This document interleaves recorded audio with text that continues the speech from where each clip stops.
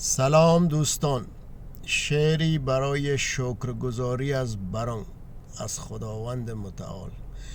شکر از خدا بر رحمتش، لطف و کرم و نعمتش.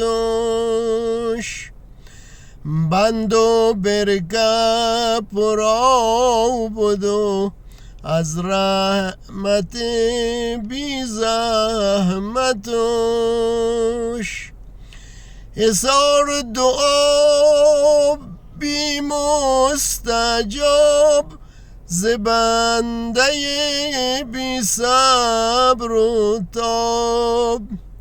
کلیل اسرار دست خوش دور مون بکن از هر عقاب.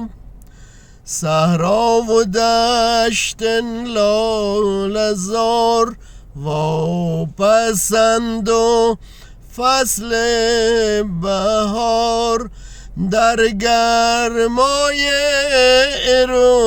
اروزیا کسیش ندن انتظار.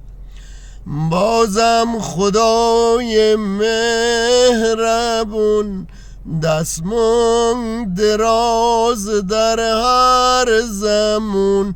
محتاج درگاه خوشم، حلال ار پیر و جوون. بر نعمت تو شاکرم، ببخش که ما نصابرم. هر مشکلی که پیشت داد ما کوچکم نقادرم.